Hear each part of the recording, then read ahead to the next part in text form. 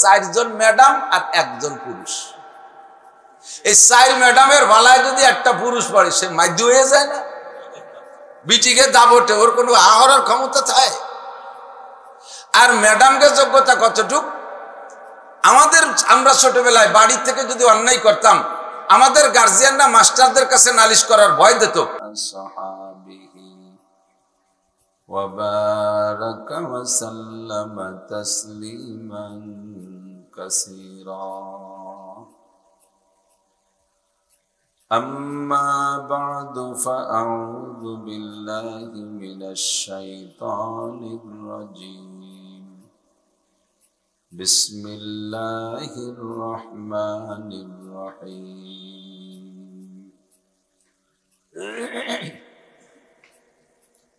ولو أن أهل القرى آمنوا واتقوا لفتحنا عليهم بركات من السماء والأرض ولكن كذبوا فأخذناهم بما كانوا يكسبون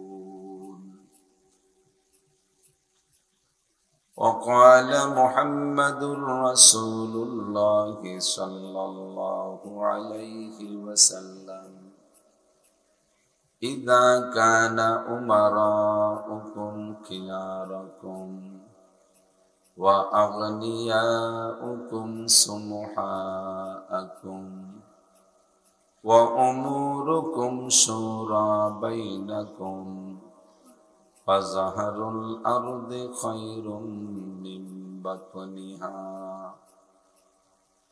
وإذا كان أمراؤكم شراركم وأغنياؤكم بخلاءكم وأموركم إلى نسائكم فبطن الأرض خير من زهرها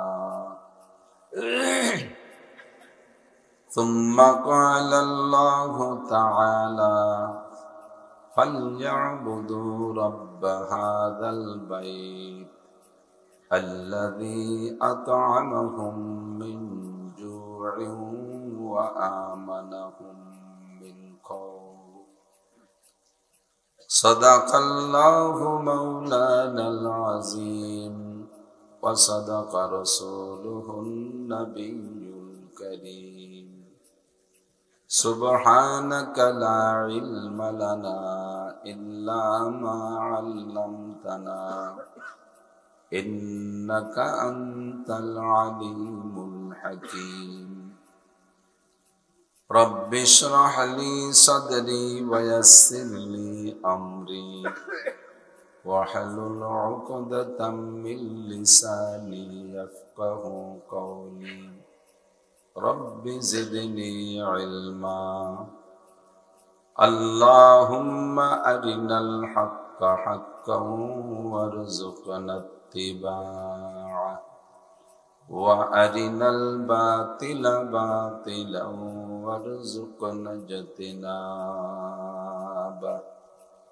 সকলে বলি আমিন। একটু দুরূদ শরীফ পড়ে নিই। আল্লাহুম্মা সাল্লি আলা মুহাম্মাদিন ওয়া আলা আলি মুহাম্মাদ কামা সাল্লাইতা আলা ইব্রাহিম ওয়া আলা আলি ইব্রাহিম ইন্নাকা হামিদুম মাজিদ اللهم بارك على محمد وعلى آل محمد كما باركت على إبراهيم وعلى آل إبراهيم إنك حميد مجيد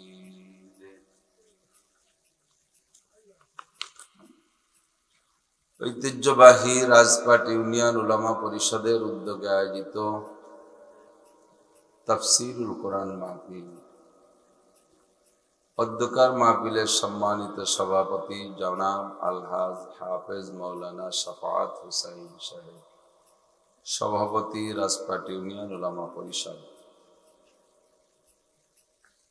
উপস্থিত পরিষদের সকল উলামায়ে কেরাম, দাওয়াতি উলামায়ে কেরাম, এই অঞ্চলের অন্যান্য উলামায়ে কেরাম, আইম্মায়ে মাসাজিদ, স্থানীয় গণ্যমান্য ব্যক্তিবর্গ, প্রাণপ্রিয় দেশবাসী, আল্লাহ তাবারক ওয়া তাআলা শাহী দরবারে আমাদের পক্ষ থেকে পাঠাই অসংখ্য শুকর যে রব্বুল আলামিন আমাদের হাজারো নাফরমানি করা সত্ত্বেও তার অসংখ্য নিয়ামত রাজি এখনো আমাদের জন্য অব্যাহত রেখেছেন এবং তার খাস খাস রহমত ও বিশেষ বিশেষ সময় আমাদের জন্য বরাদ্দ করে থাকেন, যার একটা অংশ হিসেবে আজকে আমরা বুঝে নিতে পারি কয়েকদিন যাবৎ ভালো বৃষ্টির পরে আল্লাহ পাক দুদিন আবহাওয়া আমাদের অনুকূল করে দিয়েছেন। এই নিচু এলাকা, এঁটেলে মাটির এলাকা, বৃষ্টি হলেই কাদা হয়ে যায়। এ জায়গায় বৃষ্টি বাদল হলে মাহফিল করা বড় কষ্ট হয়। আল্লাহ পাক আমাদের জন্য কিছুক্ষণের জন্য আবহাওয়া অনুকূল রেখেছেন এবং এই অঞ্চলের হাজারো লাখো মানুষের মধ্য থেকে বাছাই ছাঁটাই করে আমাদেরকেই সাময়িক জান্নাতের বাগানে বসার যোগ্য মনে করে ডেকে নিয়ে আসছেন। মান ইউরিদিল্লাহু বিহি খাইরান ইউফাক্কিহু ফিদ্দীন, আল্লাহ পাক যার কল্যাণ চান তাকেই আল্লাহ পাক দ্বীনের কাজ করার তৌফিক দান করেন। এখানে বসে দুটো হিদায়াতি কথা বলবো এবং শুনবো, অবশ্যই এটা ইহকাল ও পরকালের কল্যাণ ও কামিয়াবির একটা প্রমাণ। আল্লাহ পাক আমাদেরকে পছন্দ করে ভালোবেসে ডেকে নিয়েছেন। উলামায়ে কেরামদের আহ্বানে পরিষদের পক্ষ থেকে আয়োজিত মাহফিলে অংশগ্রহণ করতে পেরে আমরা সকলে একটু শুকর আদায় করে নেই, আলহামদুলিল্লাহ। হযরতে উলামায়ে কেরাম অত্যন্ত পরিশ্রমের বিনিময়ে তারা এই পরিষদ পক্ষ থেকে মাহফিল করে থাকে, বিভিন্ন জায়গায় হয়। আমাদেরও গোপালগঞ্জ জেলা ব্যাপী পরিষদ পক্ষ উলামা পরিষদ আছে, একটা বড় পরিষদ, 5 থানা সম্মিলিত। এর পক্ষ থেকেও গত বছরও হয়েছে, আগের বছরও হয়েছে, এই সামনে মৌসুমে হবে ইনশাআল্লাহ উলামা পরিষদের মাহফিল। এখানে কোনো পাবলিকের কাছ থেকে, সাধারণ পাবলিকের কাছ থেকে আমরা ওখানেও কালেকশন করি না, এখানে করছে কিনা তা জানি না। যদি কেউ সহযোগিতা করে থাকেন সেটা তো তার জন্য, নিজের জন্যই করেছেন, আলহামদুলিল্লাহ। তো মাদ্রাসার ছাত্র, শিক্ষক, মসজিদের ইমামরা, এদের কি বা ইনকাম, তারা পরিশ্রম করে আপনাদেরকে বাৎসরিকভাবে একটা মাহফিল উপহার দিয়েছেন। অনেক ভালো কথা শুনেছেন, আরো কিছু যদি আল্লাহ রুজিতি রাখে, ভাগ্যে রাখে, শুনবেন। সন্তুষ্ট আছেন না আপনারা? উলামায়ে কেরামের এই কার্যক্রমের পর খুশি আছেন তো? তাদের পাশে থাকবেন, সহযোগিতা করবেন, যাতে এরকম বড় বড় মাহফিল তারা ইন্তজাম করতে পারে। দেশ বরেণ্য উলামায়ে কেরামকে ডেকে এনে তাদের কাছ থেকে কিছু ভালো কথা শোনাইতে পারে। মানুষের ঈমান এ যেন একটা ব্যাটারি, মানুষের ঈমান একটা ব্যাটারি। ব্যাটারি যেমন ব্যবহার করতে করতে তার চার্জ ফুরিয়ে যায়, পানি কমে যায়, তেমনি মানুষের ঈমানের ব্যাটারিটাও সারা বছর চলতে ফিরতে জাগতিক বিভিন্নভাবে ব্যবহার করতে করতে আস্তে আস্তে চার্জ ফুরিয়ে যায়, ব্যাটারি দুর্বল হয়ে যায়, পানি ফুরিয়ে যায়। আমাদের বাংলাদেশে আলহামদুলিল্লাহ সিজনালি কিছু চার্জের ব্যবস্থা আমরা মাহফিলের মাধ্যমে করে থাকি। বিভিন্নভাবে হয়, মসজিদে জুমার দিন ইমাম সাহেবরা খুতবা বয়ানের মাধ্যমে একটু চার্জ দেয়, তা সাপ্তাহিক 1 সপ্তাহের মতো টেকে, তাও পুরো টেকে না। লাস্টের 2 দিন যে নামাজ কালাম বাদ দিয়ে বসে খায়, চার্জ ফুরিয়ে যায়। এই জন্য বড় ধরনের একটা চার্জের ব্যবস্থা হলো বার্ষিক মাহফিল। আল্লাহ পাক এখান থেকে 1 বছরের পাথেও আমাদের সংগ্রহ করার তৌফিক দিয়ে থাকে, আমরা নিয়ে সামনে চলতে থাকবো। আল্লাহ কবুল করুক, সবাই বলি আমিন। 30 পারা কোরআন শরীফ শুধুমাত্র দৈনন্দিন তিলাওয়াতের জন্য নাজিল হয় নাই। অন্যান্য বিধর্মী যারা আছে তাদেরও একটা ধর্মগ্রন্থ আছে, হিন্দু ভাইদের আছে, কয়েকটা আছে, তাদের খ্রিস্টানদেরও আছে, ইহুদিদের আছে ধর্মগ্রন্থ, বৌদ্ধদের আছে ধর্মগ্রন্থ। তাদের ধর্মগ্রন্থের মাধ্যমে তাদের কিছু নির্ধারিত উপাসনা আছে। সকালে এই করতে হবে, দুপুরে এই করতে হবে, বিকেলে এই করতে হবে, সন্ধ্যার সময় এই করতে হবে, সাধারণ সাধারণরা এই করতে হবে, একটু সিনিয়র যারা তারা আরেকটা করতে হবে, বংশীয় যারা তারা আরেকটা করতে হবে ইবাদত, এরকম পার্থক্য আছে। তাদের ধর্মীয় লেখাপড়া শেখার জন্য গ্রুপ ভাগ আছে, সবাই পড়তে পারবে না। তো আলহামদুলিল্লাহ আমাদের ইসলাম, আমাদের কোরআন হাদিস এটা কোনো সামান্য সীমিত কয়েকটা পয়েন্টের উপরে ইবাদতের জন্য নাই। কোরআন শরীফ একেবারে গোটা জীবনের সর্বক্ষেত্রে ব্যবহারযোগ্য। মানব জীবন 6 ভাগে বিভক্ত, 6টি জীবনের যে কোনো জীবনেরই যত জরুরি বিষয় আছে, সংবিধান আছে, সব দিয়ে আল্লাহ পাক কোরআনে কারীম নাজিল করেছেন।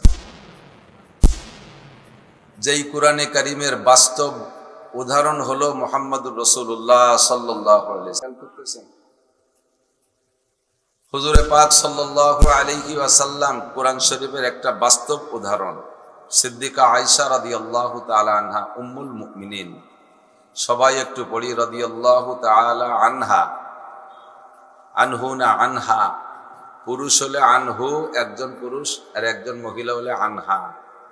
নারী বা পুরুষ দুইজন হলে আনহুমা, পুরুষ ততাধিক হলে, 2-এর অধিক হলে আনহুম, মহিলা 2-এর অধিক হলে আনহুন্না। আগের টুক রাদিয়াল্লাহ, ঠিক আছে। তো সিদ্দিকা আয়েশা রাদিয়াল্লাহু তাআলা আনহা নবী আলাইহিস সালাতু ওয়াস সালামের স্ত্রীদের ভিতরে সবচাইতে অল্প বয়সী। হুজুরের ঘরে স্ত্রী হিসেবে গিয়েছেন তখন মাত্র বয়স 9 বছর। কয় বছর? 9 বছরে আমাদের মেয়েরা 2-3 পড়ে, ঠিক না?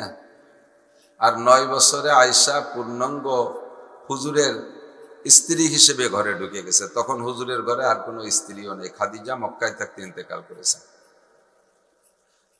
আর হুজুরের সাথে বৈবাহিক জীবন যাপন করেছেন মাত্র 9 বছর। টোটাল 18 বছর বয়সে, আয়েশার 18 বছর বয়সের সময় হুজুরের ইন্তেকাল হয়ে গেছে। যে বয়সে আয়েশা বিধবা হয়েছেন, বাংলাদেশের সংবিধানে সে বয়স পর্যন্ত বিয়েরই অনুমতি নাই। 20-তে বুড়ি নয়, 20-এর আগে বিয়ে নয়। সুবহানাল্লাহ। 20-তে বুড়ি নয়, 20-এর আগে বিয়ে নয়। আল্লাহ।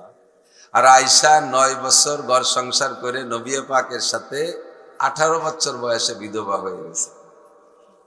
আর এত জাহিন আর এত ব্রেনি মহিলা আল্লাহ তাআলা ইসলামকে ধরে রাখার জন্য যুগে যুগে এরকম মানুষ তৈরি করে রাখেন। ঘরোয়া মাসআলা যত আছে, মেয়েলি মাসআলা, সব মাসআলা সিদ্দিকা আয়েশা সংগ্রহ করেছিলেন। শুধু পারিবারিক না, সামাজিক রাজনৈতিক মাসালাও আয়েশা বিজ্ঞ যোগ্য আলেম ছিলেন। একবার হযরত ওমর রাদিয়াল্লাহু তাআলা আনহুর খিলাফত কালে, তখন তো দেশ অনেক বড় হয়ে গেছে। কত বড়? হযরত ওমর রাদিয়াল্লাহু তাআলা আনহুর খিলাফতের রাষ্ট্রের আয়তন ছিল 2,40,00,000 বর্গ মাইল। একটু বলেন না সুবহানাল্লাহ। সুবহানাল্লাহ বললে আপনারই লাভ। 2,40,00,000 বর্গ মাইল ওমরের দেশের আয়তন, প্রায় বাংলাদেশের সমান হবে না? অত বড় দেশের মানুষের বাথরুম গুলো এক জায়গা করলেও এই বাংলাদেশের চেয়ে বেশি জায়গা লাগে, ঠিক না? তো হযরত ওমর রাদিয়াল্লাহু তাআলা আনহুর রাষ্ট্রের আয়তন যখন বেড়ে গেছে, লোক বেড়ে গেছে, এই যত মধ্যপ্রাচ্যের যত দেশগুলো এখন, এগুলো সব এক একটা প্রদেশ ছিল। আর প্রাদেশিক গভর্নরও সাহাবায়ে কেরামদেরকে বানায় রেখেছিলেন। যখন দেশ বড় হয়ে গেছে তখন সংবিধান তৈরি করা প্রয়োজন হয়েছে। আমাদের মুসলিম সংবিধান হলো 2টা। কয়টা? 2টা কিতাব। আল্লাহ রসুল বলেন, তারাকতু ফীকুম আমরাইন লান তাদিল্লু মা তামাসসাকতুম বিহিমা কিতাবাল্লাহি ওয়া সুন্নতি। তোমরা অতক্ষণ পর্যন্ত পথভ্রষ্ট হবে না যতক্ষণ পর্যন্ত আল্লাহর কোরআন আর আমার সুন্নাতকে আঁকড়ে ধরে রাখতে পারবা। সংবিধান কয়টা? 2টা, কোরআন আর হাদিস। একটু বলি, কোরআন আর হাদিস। তো কোরআন এবং হাদিস দিয়ে সাহাবায়ে কেরাম চলছেন। যখন দেশ বড় হয়ে গেছে আর নতুন নতুন আবিষ্কারও শুরু হয়ে গেছে, তখন আবিষ্কারগুলো তো কোরআন হাদিসে নাই। যেমন ধরে নেন, এই ক্যামেরা কি রাসূলের জামানায় ছিল? সাহাবায়ে কেরামদের জামানায় ছিল? মোবাইল ছিল? এগুলো তো একেবারে শেষ প্রান্তে এসে আবিষ্কার হয়েছে, কম্পিউটার, এগুলো তো ধীরে ধীরে সাহাবায়ে কিরামদের সামনের দিকে আগাচ্ছেন, আর এই নতুন নতুন আবিষ্কার আর নতুন নতুন ঝামেলা আসতেছে, সেগুলো সব কোরআন শরীফের মধ্যে নাই, হাদিসের মধ্যে নাই। এখন তার সমাধান করবে কি দিয়ে? কাজেই সাহাবায়ে কিরামদের 3 নম্বর দলিল হলো মুসলমানদের ইজমায়ে সাহাবা, সাহাবায়ে কিরামদের ঐক্যমত। সাহাবায়ে কিরামদের ঐক্যমতে যেটা সিদ্ধান্ত হবে এটাও মানা ফরজ, আল্লাহর অর্ডার, হুজুরে পাক সাল্লাল্লাহু আলাইহি ওয়াসাল্লামের অর্ডার।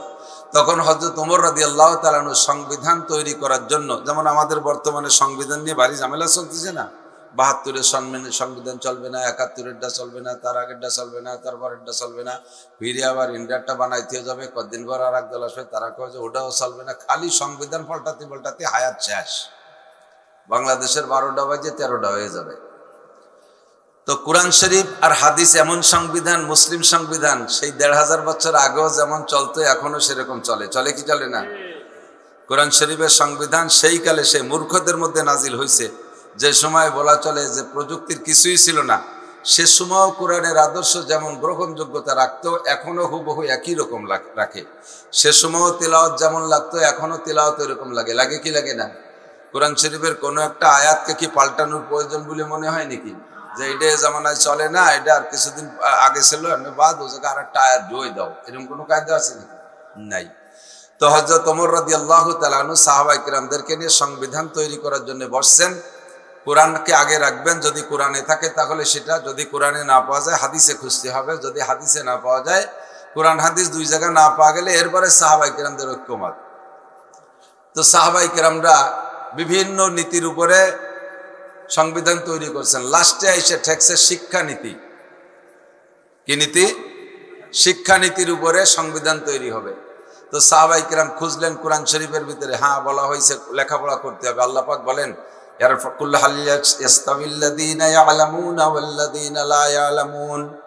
জাননেওয়ালা আর না জাননেওয়ালা, শিক্ষিত আর মূর্খ কখনো এক সমান হইতে পারে। কাদের দাম বেশি? শিক্ষিত লোকের দাম বেশি। আপনি বলেন আর না বলেন, আল্লাহ বলেন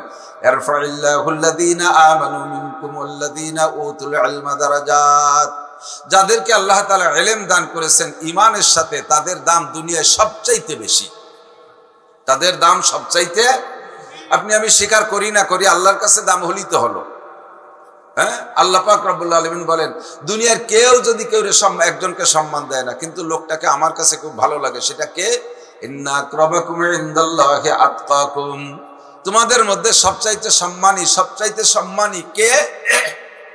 আমরা বলবো সবচেয়ে সম্মানী বর্তমানে প্রধান উপদেষ্টা, তারপরে স্বরাষ্ট্র উপদেষ্টা, এরপরে পররাষ্ট্র উপদেষ্টা, এরপরে উপদেষ্টা মণ্ডলী, এরপরে সচিবরা, এরপরে সহকারী সচিবরা, এরপরে নামিয়ে এসে ডিসি সাহেবরা, এরপরে টিওনো সাহেবরা আমাদের কাছে সম্মানী। কিন্তু এগুলো যদি নামাজ কালাম না পড়ে, শরীয়ত না মানে, আল্লাহর কাছে ওকে 5 পাইরও দাম নাই, হুটো বাইরেও দাম নাই। কতক্ষণ? ওগুলো যদি ইমান না থাকে, ওদের হুটো বাইরেও দাম নাই। হুটো পাইছেন মুরব্বীরা চেনে, আগের আমলে হুটো ভাই এক ভাই ছিল না, হুটো ভাইসা, যে হুটো ভাইয়ের যে দাম তাও আল্লাহর কাছে নাই। কিন্তু এই সমাজে একটা লোক, চরম পড়িত লোক, তারে কেউ কোনো জায়গা ডাকে না। সমাজের যদি 99 জন ডাক পায় আর একজন বাদ যায়, তাহলে ওই বাদ যাওয়ার মধ্যে ওই লোকটা গরিব মানুষ, ফকির, ভিক্ষা করে, কোনো জায়গা ডাক পায় না। বরযাত্রী পাইকারি দরে চলে যায়, তবু ওরে থুয়ে যায়। এমন একটা পরিত্যক্ত লোক। এই লোকটা পাক্কা ইমানদার, 4 পয়সা হারাম, 1 পয়সা হারাম খায় না, বুঝে শুনে সগীরা কবিরা গুনাহ করে না, 5 ওয়াক্ত নিয়মিত নামাজ পড়ে, শেষ রাত্রে উঠে তাহাজ্জুদ পড়ে, ফজর বাদ 2.5 ঘন্টা দাওয়াতের মেহনত করে, আধা ঘন্টা তেলাওয়াত করে, 1 পয়সা হারাম ভক্ষণ করে না, কাউকে একটা গালিগালাজ করে না, আল্লাহকে 24 ঘন্টা ভয় করে চলে। আল্লাহ পাক বলেন সারা পৃথিবীর উপদেষ্টা, সারা পৃথিবীর সচিব, সারা পৃথিবীর প্রফেসর, কি বলা হয়, প্রেসিডেন্ট, প্রধানমন্ত্রী, সারা বিশ্বের সমস্ত বেঈমান বড় বড় অফিসারকে এক পাল্লায় রাখবা, আর এই যে ফকির মানুষটারে আর এক পাল্লায় রাখবা, এর ওজন হয়ে যাবে আকাশ পাতালের পার্থক্য। সবার চাইতে এই লোকটার দাম বেশি। ইন্না আক্রামাকুম ইনদাল্লাহি আতকাকুম। তোমাদের মধ্যে সবচেয়ে দামি যার ভিতরে আল্লাহর ভয় যত বেশি। ঠিক কি না? আল্লাহু আকবার। হযরত ওমর ইবনে খাত্তাব রাদিয়াল্লাহু তাআলা আনহু, সাহাবায়ে কিরামদের সাথে তো তুলনা চলে না কারো। তাদের ভিতরে তাকওয়া আর খোদাভীতির কোনো অভাব ছিল? শিক্ষা নীতি নিয়ে আলোচনা করতে যাইয়া কোরআনে খুঁজে পাই নাই। কোরআনের ভিতরে বলা হয়েছে শিক্ষা বড় দামি জিনিস, যারা শিক্ষিত তারা দামি, কিন্তু কতটুকু করতে হবে তা বলা হয়নি। হাদিসের ভিতরে আসছে, হুজুর বলেন অনেক শিক্ষার কথা আসছে।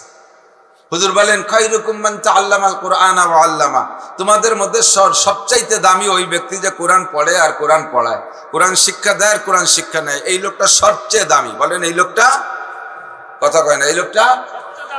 আমরা অবশ্যই জায়গা বলতে যাই অনেক এড্ডাবেড্ডারি বেলাই। হাদিসে কয় সবচেয়ে দামি যে কোরআন পড়ে আর যে কোরআন পড়ায়, কিন্তু আমরা বলি সবচেয়ে দামি যে কোরআন পড়ে আর কোরআন পড়ায় তার চেয়ে দামি ডিসি।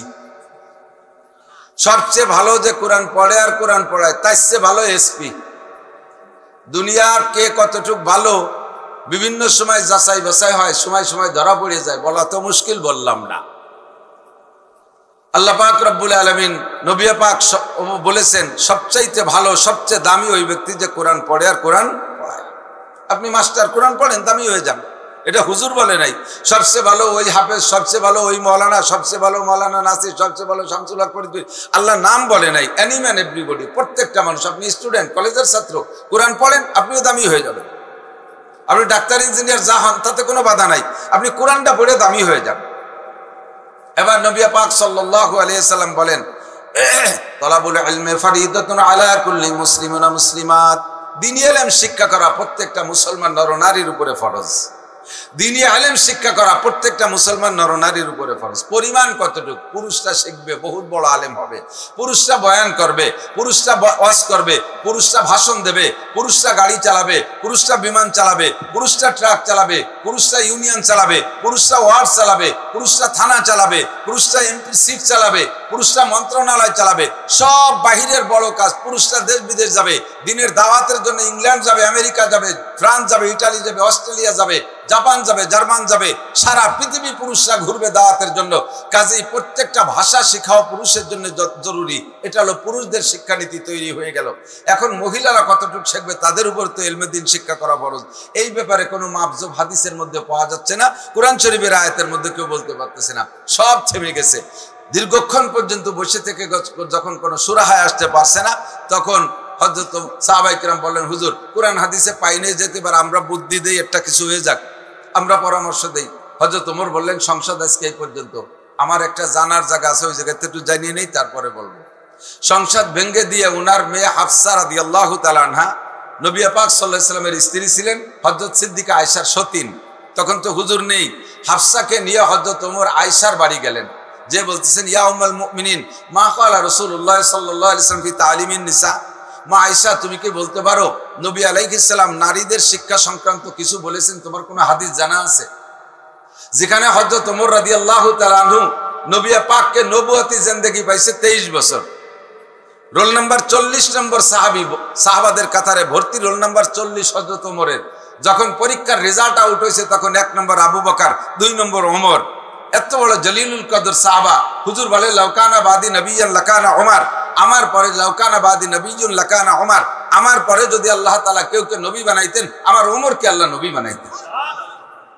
এত বড় এলেমের অধিকারী হযরত ওমরের দাবিতে আল্লাহ পাকের পক্ষ থেকে আগে আছে, যে সময় কোরআনের আয়াতটা নাজিল হবে এর অল্প আগে হযরত ওমরের ভিতরে ওই জাতীয় মাসালার চাহিদা প্রকাশ হয়েছে।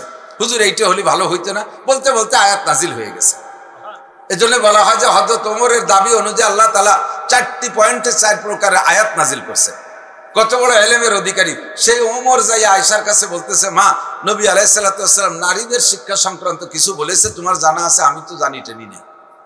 সিদ্দিকা আয়েশা বলেন ক্বালাত নাম, জি খলিফাতুল মুসলিমিন, আমার জানা আছে। ক্বালা রাসূলুল্লাহ সাল্লাল্লাহু আলাইহি ওয়াসাল্লাম আল্লিমুহুন্না সূরাতান নূর ওয়া লা তুআল্লিমুহুন্নাল কিতাবাতা। আমি নবী পাকের কাছ থেকে শুনেছি আল্লিমুহুন্না সূরাতান নূর, নারীদেরকে সূরা নূর শিক্ষা দাও। সূরা নূরের ভিতরে পর্দার আয়াত আছে, সূরা নূরের ভিতরে নারীদের যত আমল সেগুলো বেশি বেশি আলোচনা আছে। সূরা নূর শিক্ষা দাও তথা কোরআন শিক্ষা দাও, নারীদের তিলাওয়াত শুদ্ধ করে শিক্ষা দাও, নারীদের কোরআনের তরজমা পড়ায়া দাও, তারা কোরআন থেকে মাসালা যাতে নিজেরা বুঝে বের করে আমল করতে পারে, এই জন্য নারীদের কোরআন পড়াও, বিশেষ করে সূরা নূরের শিক্ষা দাও। তবে একটা জিনিস খেয়াল রাখবা, ওয়ালা তুআল্লিমুহুন্নাল কিতাবাতা, নারীদেরকে লেখা শিখাবা না। কলেজ মাঠে বৈশা এ কথা বললে সম্পূর্ণ বিরোধ হইয়া যায়। সারা দুনিয়া ব্যাপী পুরুষের চাইতে নারীদের সংখ্যাও বেশি, নারীরা পড়তেছেও বেশি, এবং স্কুল কলেজে দেখা যায় মেয়েদের রেজাল্টও ছেলেদের চাইতে ভালো। আমরা মাদ্রাসাও করেছি নারীদের জন্য, মাদ্রাসাও দেখি ছেলেদের চাইতে মেয়েদের রেজাল্ট ভালো, মেয়েদের জবান ভালো, পরিষ্কার, কণ্ঠ চিকুন, মাত্র 1-1.5 বছরে হাফেজ হয়ে যায়। ছেলেদের 3-4-5 বছর লাগে। ছেলেরা দাড়ি দুড়ি গজায় যায়, বিটা হয়ে যায়, তবু হাফেজের কুল কিনারা ধরতে পারে না। মেয়েরা 1-1.5 বছরে হাফেজ হয়ে যায়। হাতের লেখা চমৎকার। এই যুগে আয়াতের হাদিসের সাথে বিরোধ সৃষ্টি হয়ে গেল। নবী পাক বলেন, ওয়ালা তুআল্লিমুহুন্নাল কিতাবাতা, নারীদেরকে লেখা শিখাবা না। বুঝে উঠতে পারলাম না ঘটনা কি। বিশ্বনবী মুহাম্মদুর রাসূলুল্লাহ যাহা বলেছেন তার ভিতরে অবশ্যই হিকমত নিহিত আছে। কথা বলেন ঠিক কি ঠিক না? আমার আপনার বুঝে না আসলেও তার ভিতরে কল্যাণী আছে। কেন বলেছেন নবী? হুজুর বলেন, কিয়ামতের আগে তাকসুরুন নিসা তাকিল্লুর রিজাল। কিয়ামতের খেয়াল করতেছেন? হুজুর বলেন, কিয়ামতের আগে তাকসুরুন নিসা তাকিল্লুর রিজাল, নারীদের সংখ্যা বেশি হয়ে যাবে, পুরুষের সংখ্যা অনেক কমে যাবে। পার্সেন্ট কেমন হবে? এক একজন পুরুষের জিম্মায় 50 জন করে নারী চলে আসবে, স্ত্রী হিসেবে না। পুরুষ এমন ভাবে নিধন হয়ে যাবে, পুরুষের প্রোডাকশনও কমে যাবে। দেখেন হাসপাতালগুলো যে দেখেন, যেখানে সিজারে বাচ্চা বের হয়, এক সিজারের হাসপাতালের মালিক আমারে বলতেছে, হুজুর কয়েকদিনের ভিতরে আমার ক্লিনিকে 30টা বাচ্চা ডেলিভারি হয়েছে, তার ভিতরে 27টে মাই আর 3টে মাত্র ছেলে। নারীদের প্রোডাকশন, মেয়েদের প্রোডাকশনও বেশি হবে। আবার বিভিন্ন ভাবে যুদ্ধ বিগ্রহের ভিতরে যায় পুরুষ নিধন হয়ে যাবে। অবশেষে যাইয়া পুরুষের সংখ্যা হবে 2% আর নারীদের সংখ্যা হবে 98%। অর্থাৎ এক একজন পুরুষের জিম্মায় 50 জন করে মহিলা হবে। এবার মহিলারা যখন লেখাপড়া শিখে উচ্চ শিক্ষায় শিক্ষিত হয়ে যাবে, সংখ্যাগরিষ্ঠর দিক থেকে তারা চাকরি দখল করবে বেশি, তাদের যোগ্যতা বলে চাকরি নেবে বেশি। চাকরি সব ভ্যাকান্সি গুলো নারীরা দখল করবে, পুরুষরা সেই সময় টিকতে পারবে না। মেম্বার হবে মহিলা, চেয়ারম্যান হবে মহিলা, উপজেলায় চলে যাবে মহিলা, এমপি হবে মহিলা, মন্ত্রী হবে মহিলা, টিওনো হবে মহিলা, ডিসি হবে মহিলা, এসপি হবে মহিলা, সেনাবাহিনীতে থাকবে মহিলা, পুলিশ ডিপার্টমেন্টে মহিলা, সব জায়গায় মহিলা হয়ে যাবে। হাজার হাজার পুরুষ তখন তারা এই সংখ্যালঘুত্বের কারণে, ভোটের অভাবে তারা দুর্বল হয়ে পিছিয়ে পড়ে থাকবে। যুবকরা বিয়ে করতে পারবে না, কারণ চাকরি পাবে না, তারা চাকরি দখল করবে ওই জায়গার মহিলারা। মুরব্বীরা একটু সাক্ষী দেন, একটু বিরক্ত লাগতে পারে আপনাদের, তবে বাস্তবটা কয়ে চুয়ে যাই। উচিত কথা কবরে মাসি, তাই আর একবার রাজপাট আসি আর না আসি। ছোটবেলায় আমরা স্কুলে পড়ছি, আমি প্রাইমারি কোয়ালিফিকেশন আমার, তার উপরে না হাই স্কুলে বারান্দায় যাই, এমনি যাই। এখন ওই যে মেট্রিক্যাল আগে বিদায় দিতে জন্য মাঝে মাঝে দোয়া দিতে যাই, কলেজ লাগে একটু দোয়া দিতে যাই, তাই জন্য ভর্তি যাইনি আমরা যেটা কোনোদিন। যখন আমরা প্রাইমারিতে পড়ছি, আমার ঘোড়াদাড়ি স্কুলে পড়ছি, ঘোড়াদাড়ি স্কুলে 5 জন শিক্ষক ছিলেন, 5 জনই পুরুষ ছিলেন, 5 জনই পুরুষ ছিলেন। আমরা আর শিক্ষকদের ভিতরে সম্পর্ক এমন ছিল, স্যারদের চোখের দিকে তাকানোর সাহস ছিল না। বিশেষ করে সেকেন্ড স্যার নামে যিনি ছিলেন, রবিন বাবু, উনি ঢুকলে মনে হতো যেন 5 থেকে নিয়ে ক্লাস 1 পর্যন্ত সব ছাত্র ছাত্রীর পেশাব এসে গেছে ভয়তে। এমন একটা রোব আর গাম্ভীর্য নিয়ে স্যাররা থাকতেন। এখন সেই স্কুলে আমার বাচ্চা কাচ্চারা পড়ে 4 জন ম্যাডাম আর 1 জন পুরুষ। এই 4 ম্যাডামের ভালায় যদি একটা পুরুষ পড়ে, সে মাধ্য হয়ে যায় না? বিটিকে দাবটে, ওর কোনো আহরার ক্ষমতা থাকে? আর ম্যাডামকে যোগ্যতা কতটুক? আমরা ছোটবেলায় বাড়ি থেকে যদি অন্যায় করতাম, আমাদের গার্জিয়ানরা মাস্টারদের কাছে নালিশ করার ভয় দিত। में चू चुकर कहते है बुलबुल के बुलू में अल्लाह मिया तू ही तू है, तू ही तू, तू ही तू है, तू ही तू। ফুলের মধ্যে বুলবুল পাখি মুখ দিয়া আল্লাহ মিয়ার জিকির করে। ফুলের মধ্যে আল্লাহ তুমি, মধুর মধ্যে আল্লাহ তুমি, ফলের মধ্যে আল্লাহ তুমি, সব জায়গা মিষ্টির মধ্যে আল্লাহ তুমি। ফুলের ভিতরে মুখ দিয়ে ডাকে, রাতভর বুতুল পাখি কুক কুক করে আল্লাহর জিকির করে। আর তুমি মনে করো যে অসুখ অসুখ, ও কয় কুক মানে আল্লাহ, আর তুমি সরো অসুখ। এই বিশ্বাস করেন হুজুর দেখছি, আপনি যাই করেন ওইরকম তো হয় দেখি। সে কথা হাদিসে কুদসির মধ্যে আল্লাহ কয় আনা ইনদা জন্নে আবদি বি, বান্দা আমার সম্পর্কে যেমন ধারণা করে আমি বান্দার সাথে সেরকম আচরণ করি। তুমি যদি মনে করো যে কুক পাখি ডাকলে আগা বাঁধা হবে তাহলেই হবে, আর যদি মনে করে সে তার জিকির করে তো করে। বাড়ির মধ্যে কাউটা উড়িয়ে গেছে ডাকতে ডাকতে কি যেন দুঃসংবাদ দিয়ে গেল। তা কাউটা বাড়ির মধ্যে ডাকছে কি কইয়া কা কা করে, তার কি কাকা ছাড়া আর কিছু আছে? সে কি কোরআন শরীফ ভর্তি করতে যাবে? তোরা কাকা বেটাতে আলিফ বেও পারিস না, তারে কোরআন শরীফ ভর্তি কর। সে ডাকলি যদি তোকে গজব হয় তা হোক গজব। বুঝতে হবে কাক তার ডাক ডাকে, সে আল্লাহর জিকির করে। কথা কান ঠিক না? আমরা সেগুলোকে কোনো ক্রিয়াশীল মনে করব না।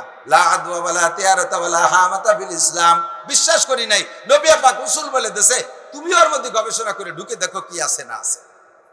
আমার নবী বলছেন, এক এদিক খেয়াল করেন, আমার নবী বলছেন তোমরা কি করো? পাগড়ি পরো, আলাইকুম বিল আমায়েম, পাগড়ি পরো, তোমরা পাগড়ি পরো। নবী কি বলছেন? পাগড়ি পরার কথা বলছেন। সুন্নাত পাগড়ি পরে না, আলাইকুম বিল আমায়েম ফান্না সুন্নাতুল মালাইকা, পাগড়ি পরা ফেরেশতাদের সুন্নাত। দাখালা রাসূলুল্লাহ সাল্লাল্লাহু আলাইহি ওয়াসাল্লাম মক্কাতে ইয়াউমুল ফাতহ ওয়া আলাইহি ইমামাতুন সাওদা, মক্কা বিজয়ের দিন নবী যখন মক্কায় ঢুকেন, সাহাবী বর্ণনা করেন আমার নবীর মাথায় ছিল কালো রঙের পাগড়ি। হুজুর কালো পাগড়ি পরতেন, আবার কখনো সাদা পাগড়ি পরতেন, আবার কখনো সবুজ পাগড়ি পরতেন। বদরের যুদ্ধে মুসলমানদের পক্ষে সাহায্য করার জন্য খমসত আলাফি মিনাল মালায়েকাতি মুসাফফিমিন 5000 ফেরেশতা পাঠিয়েছেন। বলেন সুবহানাল্লাহ। আরে ভাই দাওয়াত দেই, আইসে গেলে একটু না করতে বলি ভালো ঠেকতেছে না। আপনারা হজে যাবেন, যাবেন হজে, একটুক্ষণ যাবেন? কারা কারা যাবেন? অনেকে হাত উঠে আগাই ভয়সালে খালি খালি হাত উঠে লাভ যাবেন না, নিয়ত তো রাখতে পারেন। আল্লাহ কবুল করুক বলেন আমিন। সবাই থাকতে যাবেন, ওই 80-90 বছর বয়সে যাইয়ে ঠেলা গাড়িতে ঘুরিয়ে বেড়াবেন, কিছু দেখতে পারবেন না। মানে জাবালে নূর পাহাড়, যেটাকে গারে হেরা বলে, খুব উঁচু একটা পাহাড়। আমরা পাতলা মানুষ, আমাদেরই প্রায় 45-50 মিনিট লেগে যায় উঠতে।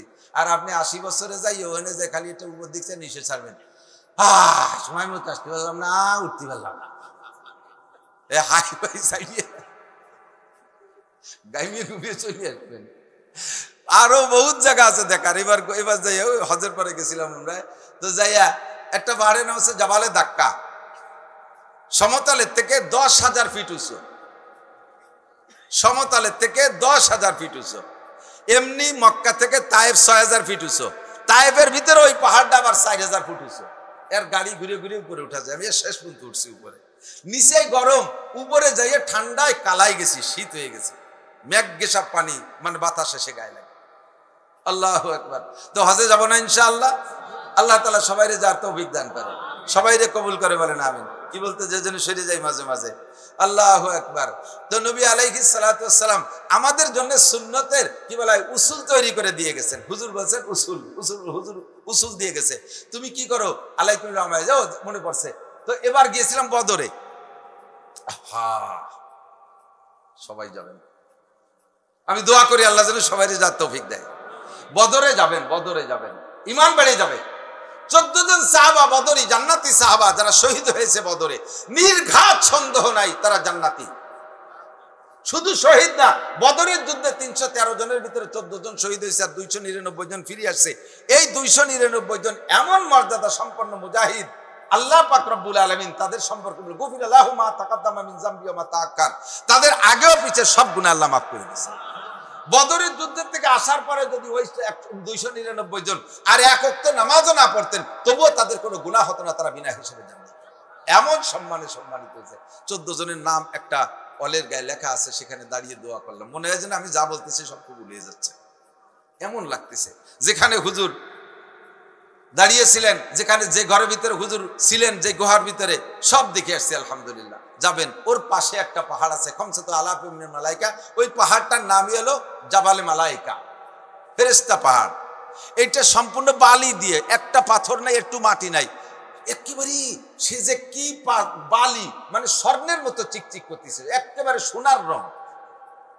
মনে হয় যেন ওই বালিরে রিফাইন করলে সোনা হবে, এত চিকচিকে বালির পাহাড়। একটু বালি সরতেছে না, বিশাল পাহাড়, উপর পর্যন্ত মনে হয় হবে মানে 1000-1500 ফিট উঁচু হবে এই পাহাড়। এরপর 5000 ফেরেশতা আছে, আলাইহিম ইমামাতুন খাজরা, তাদের মাথায় ছিল সবুজ পাগড়ি, মাথায় ছিল সবুজ পাগড়ি। এই ফেরেশতারা এখান থেকে দল ধরে যায় বদরের থেকে খানিক দূরে, ওখানে নামিয়ে তারপরে দল দিয়ে তারপরে বদরের প্রান্তে যাইয়া মারছে, জোড়া মারামারি দিছে, 70 ডরে বাড়ো শোয়া ফেলাই দিছে। আল্লাহু আকবার। তো ফেরেশতারা পরতেন সবুজ পাগড়ি। আমাদের সরমুনের পীর সাহেবের হুজুরের ভক্তবৃন্দরা সবুজ পাগড়ি পরে, ঠিক না? আবার মুফতি নুরুল আমিন সাহেব, তারপরে মিখলের উলামায়ে কিরাম, আরো উলামায়ে কিরামরা আছে, তারাও কালো কালো পাগড়ি পরে। আবার অনেকে আছে কালো সাদা পাগড়ি পরে। আফগানি মুজাহিদিনদের মাথায় কালো কালো সাদা মিক্সার পাগড়ি। এই পাগড়ির কথা হুজুর বলছেন, পাগড়ি পরো। তা কয় যে হুজুর আপনার সুন্নতে দি মনমোহন সিংহ পরে, ভারতের সিং, শিখ পাল্টি, ওরা কিন্তু পাগড়ি পরে। মনমোহন সিং এর মাথায় যে পাগড়ি, এই পাগড়ি ডেলি পরাই দেওয়ার জন্য যেই কর্মচারী, তারও বেতন বলে 2 লাখ টাকা, খালি পাগড়ি বাঁধিয়ে দেবে। যে সময় মনমোহন সিং প্রেসিডেন্ট ছিল, তাই তারাও তো পাগড়ি পরে। তাহলে তাদের পাগড়ি আর আমাদের পাগড়ি, হুজুরকে পার্থক্য হলো তাদের পাগড়ির নিচে টুপি নাই, তোমরা পাগড়ির নিচে টুপি পরবা। যদি পাগড়ি নাও পরো, কমপক্ষে টুপিটা পরবা। এই টুপির ভিতরে নবী টুপি পরতে বলছেন। কিন্তু আমরা এটাকে অনেকেই অবজ্ঞা করি। খালি মাথায় নামাজ পড়ে, টুপি কি নামাজের কিছু নাকি, টুপি না বললি নামাজ হয় না। এই একটা চরে না হলি ইডা না হলি হয় না, উডা না হলি হয় না, এই কয়ে কয়ে আস্তে আস্তে সব বাদ দিয়ে শুরু করে দিচ্ছে। কতক্ষণ পাঞ্জাবি না হলি নামাজ হয় না, গেঞ্জি ভরে নামাজ হয় না, প্যান্ট ভরে নামাজ হয় না, লুঙ্গি ছাড়া হবে না, ডিলে জামা ছাড়া হবে না, এটা হলি হয় না, ওনা হলি, এই কয়ে কয়ে একটা চরে বাদ দিচ্ছে। সব জায়গার সুন্নত গুলো এই আকাম করে করে বাদ দিচ্ছে। দোস্ত, এবার মেডিকেল সায়েন্সের বিজ্ঞানীরা ওর মধ্যে ডুবইয়া গুটে ঘেটে দেখে যে মুহাম্মদ রাসূলুল্লাহ মহাবিজ্ঞানী, তার এই টুপির হুকুমের ভিতরে অনেক ফায়দা রয়েছে। যত মেডিকেল স্টুডেন্ট আছে, যত মেডিকেল প্রফেসর আছে, যাবেন মেডিকেল কলেজে যাবেন, হাসপাতালে যাবেন, সমস্ত নার্স, হাসপাতালের ডাক্তার এবং ওর ভিতরে যারা আছে, সকলের ডিউটি কালে, রুগী পরিদর্শন কালে বা রুগী চিকিৎসাকালে কমপক্ষে মাথায় ক্যাপ পরে। পারে কি পারে না? কেন পারে? মুহাম্মাদুর রাসূল, তোমাদের মুহাম্মদ বড় বিজ্ঞানী ছিল, মাথার চুলের ভিতরে জার্ম জীবাণু ঢুকে মানুষকে ওই রোগে আক্রান্ত করে ফেলতে পারে। এই জন্য টুপি দিয়ে মাথাটাকে ঘিরে রাখতে হয় যাতে চুলির মধ্যে দিয়ে না ঢোকে। তবে তোমাদের মুহাম্মদ এর ব্যাপারে তো সত্যি বিজ্ঞানী, কিন্তু মুহাম্মদ যদি আর একটু বাড়াই দিয়ে যেত তাহলে সমস্যা হতো না। সেটা কি? তোমাকে টুপিতে বারেন্দা নাই, বারেন্দা না থাকার কারণে খরা লাগে, চোখ নষ্ট হয়ে যায়। এই হলো আমাকে কুবুদ্ধি দিয়া শুরু হচ্ছে। তাহলে কি করা যায়? টুপি তোমাদের ভালো কাজ, ওর সাথে একটা বারেন্দা লাগাই নাও। বারেন্দা হলে তার নাম হবে ইংরেজিতে ক্যাপ। বারেন্দা কি সামনে না পিছনে? সামনে। কথাটা কত যুক্তিসঙ্গত। একটা বারেন্দা সামনে থাকলে চোখে ছায়া পড়ে, কপালে খরা লাগে না, ভালো ঠায়। কি সুন্দর করে বুঝাইছে। উদ্দেশ্য তার ভিতরে আন্ডারগ্রাউন্ডে অন্য কিছু, সেইটি আপনারা বুঝতে দেয় নাই। এমন ভাবে হাইলাইট করছে তার বক্তব্যটারে, আপনারা সেই গোপন তথ্য বুঝতে দেয় নাই। সেটা হলো, বারেন্দাটা যদি সামনে লাগাও তাহলে তুমি ওই টুপি ভরে সিজদা দিতে পারবে না, আর বারেন্দালা টুপির কারণে শেষ করে নামাজি ছেড়ে দিবা। অপকৌশল ঢুকছে কোন জায়গায়?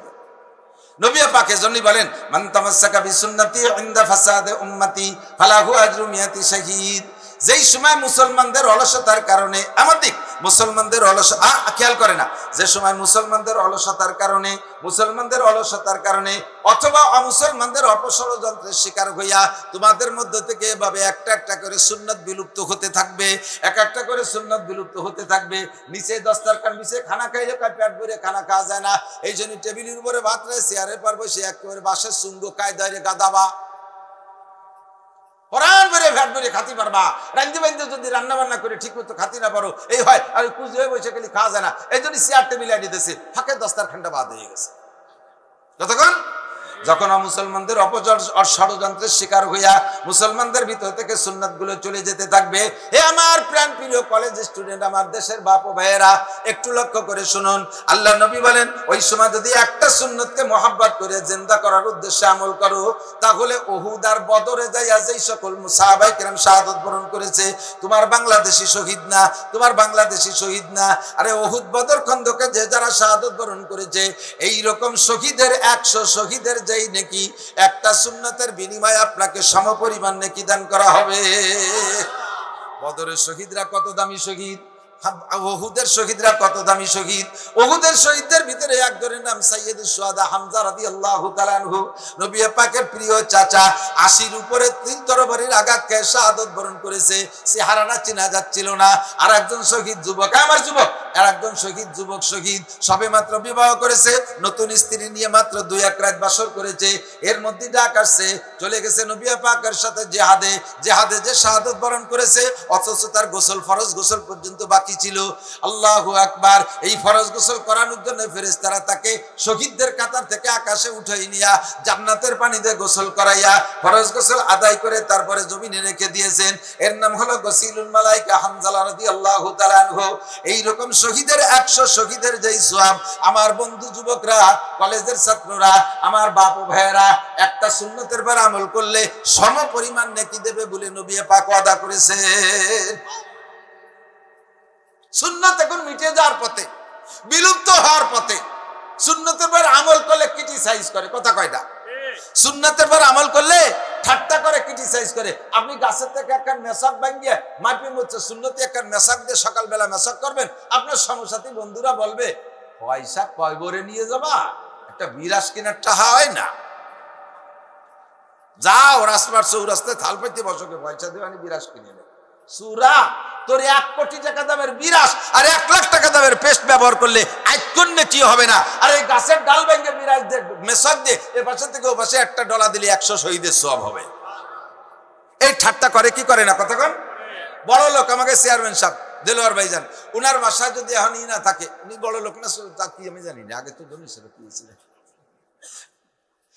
এই বড় লোকের বাসায় যদি ডাইনিং টেবিল না থাকে, সেম সাইজের বড় লোক আর একজন যদি ওই বাসায় যায় ঠাট্টা করে, এতটা যে কি করবে, তা কি কবরে নিয়ে যেতে পারে? একটা ডাইনিং টেবিল বানাতে পারেন না? যদি না থাকে তাহলে আমাকে বাড়ি তাইলেও ঠিলি আছে, 3 ঠিলের পর থাল দেবেন আর 2 ঠিলের পর দিয়ে চেয়ার বানাই বসবে। দস্তারখান বিছে খানা খায়। আমরা সেদিনকে ডিসি সাহেবের দাওয়াতে গিয়েছিলাম, ডিসি সাহেবের বাসায় দাওয়াত দিয়েছিলেন, গোপালগঞ্জ, আমাদের বর্তমান রানিং ডিসি সাহেব দাওয়াত দিয়েছে।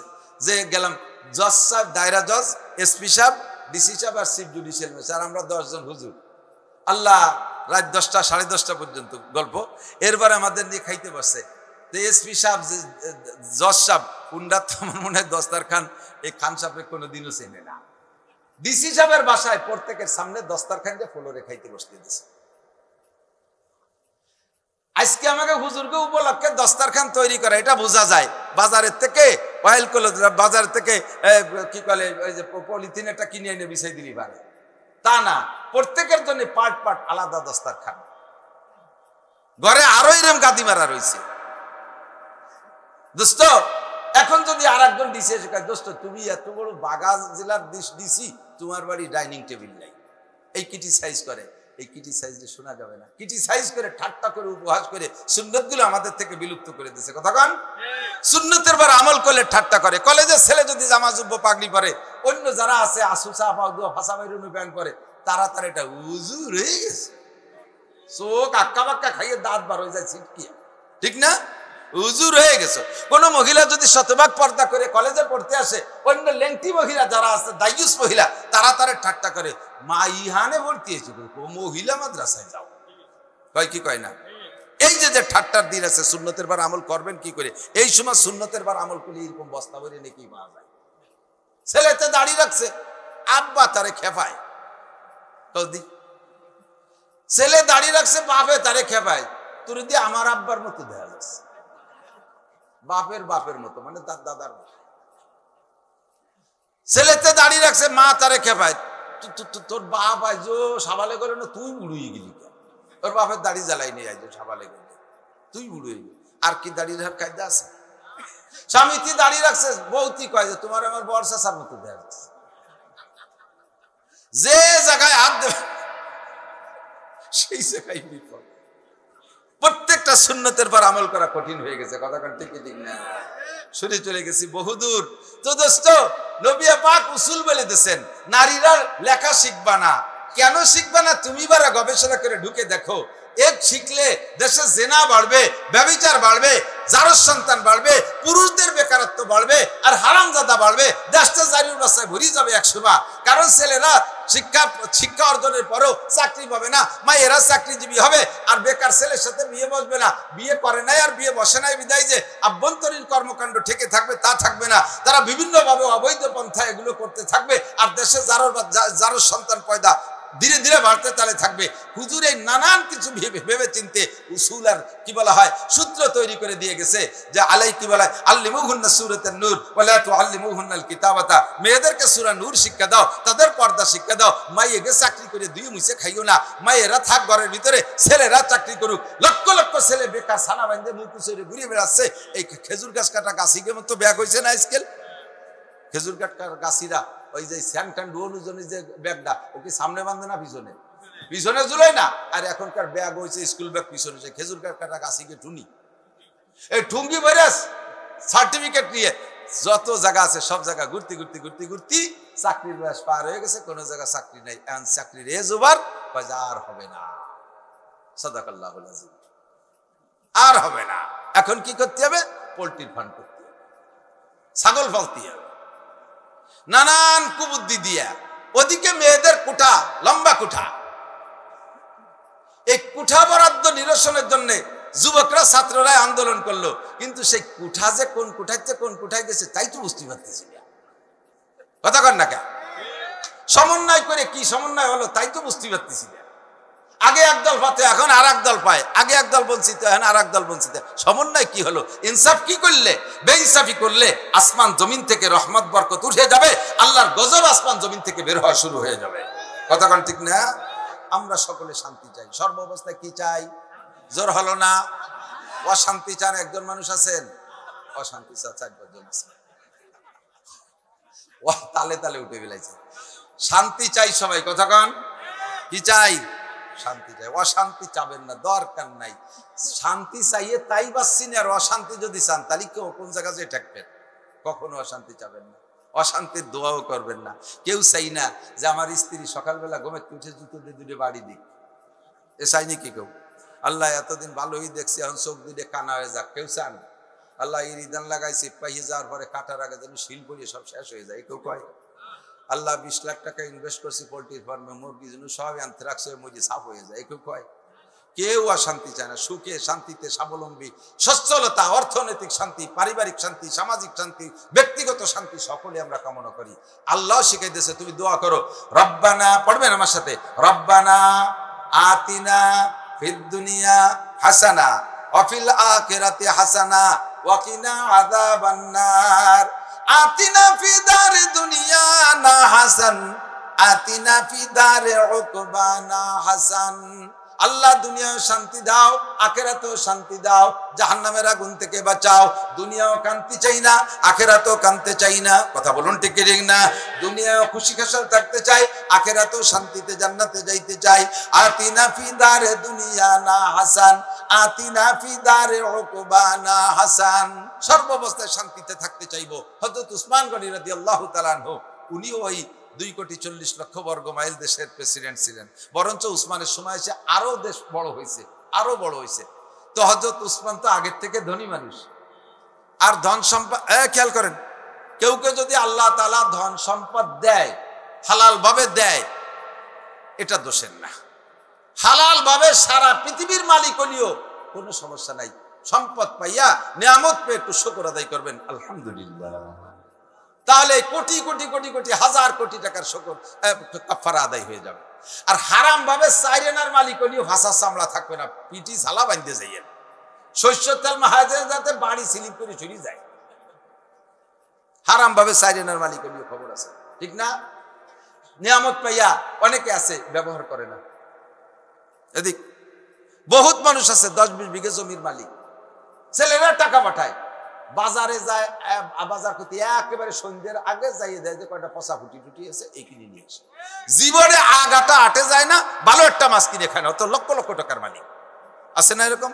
না শকর, না শকর, অকৃতজ্ঞ।